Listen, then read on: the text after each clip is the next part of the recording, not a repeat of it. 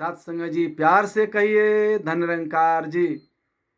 आपका शब्द सार में एक बार फिर से स्वागत है। आज क्या विषय है? आंख होते हुए भी नहीं दिखाई देता है।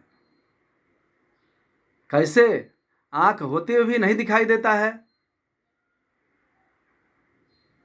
क्या चीज नहीं दिखाई देता है? सब कुछ दिखाई नहीं देता, कुछ भी नहीं दिखाई देता है।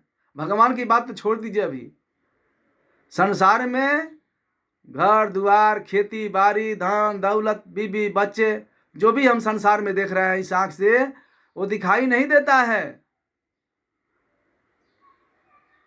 अगर देखने का साधन न हो, देखने का माध्यम न हो, देखने का वस्तु न हो, तो हम कुछ देख ही नहीं पाएंगे। आंख रहते हुए नहीं देख पाएंगे।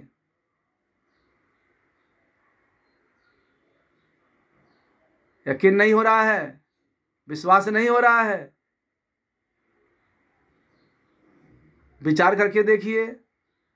घर में अंधेरा है, बिल्कुल अंधेरा है, एक भी लाइट नहीं, बिल्कुल अंधेरा है घर में। तो उस घर में अंधेरा है तो हम रोटी पका लेंगे? विचार करने की बात है। रोटी पका लेंगे? कोई भी काम कर सकते हैं? कोई वस्तु को ले सकते हैं? पैसा गिन सकते हैं? बिल्कुल अंधेरा है घर में। कोई सामान लाना है तो ला सकते हैं उसमें से? नहीं ला सकते हैं। क्यों भाई? आंख तो है। आंख तो है, लेना चाहिए, निकालना चाहिए, गिनना चाहिए, रोटी बेलना चाहिए। आंख तो है। इसे साबित हो रहा है कि आंख होते हुए भी हम अंधे हैं, दिखाई नहीं दे रहा है। इसको भी देखने के लिए रोशनी की जरूरत है, प्रकाश की जरूरत है, उजाले की जरूरत है।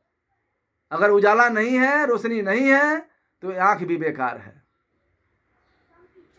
इसीलिए देखने के लिए आंख रहते हुए भी रोशनी की जरूरत है। जब रोशनी हो जाती है तो सब कुछ दिखाई देने लगता है, एकदम साफ साफ दिखाई देने लगता है। फिर ठोकर नहीं लगता है। बड़े आराम से हम काम कर लेते हैं, देख लेते हैं। वैसे ही धर्म ग्रंथ हम कितना भी पढ़ लें, कितना भी पढ़ लें, हर धर्म ग्रंथ का हम निचोड़ भी जान जाएं, अर्थ भी जान जाएं, चौपाई भी याद कर लें, लेकिन परमात्मा दिखाई नहीं दे रहा है, उस चौपाई को याद करने से फायदा क्या हुआ? जब परमात्मा ही दिखाई नहीं दे रहा है तो उस चौपाई को देखने से क्या फायदा हुआ? उस चौपाई की अर्थ को जानने से क्या फायदा हुआ? उस रामायण को देखने से क्या फायदा हुआ? जब भगवान ही नहीं दिखाई दे रहा है, निरंकार ही नहीं दिखाई दे रहा है। क्योंकि निरंकार के विषय में लिखा हुआ है कि हम में तुम में खड़क सब में व्यापे राम। हम में तुम में खड़क, हम में सब में व्यापे राम। जब सब जगह व्याप्त है, जो दिखाई दे सकता है दिखाई नहीं दे रहा है। चौपाई तो याद है लेकिन दिखाई नहीं दे रहा है। कहाँ है, कैसे है? जब तक दिखाई नहीं देगा तो सब कुछ बेकार है। इसीलिए देखना जरूरी है। जो जानहु सहु दे जनाई, तुम्हें जानत तुम ही हो जाई। जानना जरूरी है। तभी महत्व है उस रामायण गीता को याद करने का, उस चौपाई को याद करने का, तभी महत्व है। इसीलिए कहते हैं कि आंख रहते हुए भी हम अंधे हैं। गीता रामायण पढ़ने के बावजूद भी हम अज्ञानी हैं। ज्ञानी कब होंगे? जब ब्रह्म को जानेंगे, तब ब्रह्म ज्ञानी हो जाएंगे। वैसे ही हम आंख वाले कब होंगे? जब रोशनी हो जाएगा, सब कुछ स्पष्ट दिखाई देने लगा।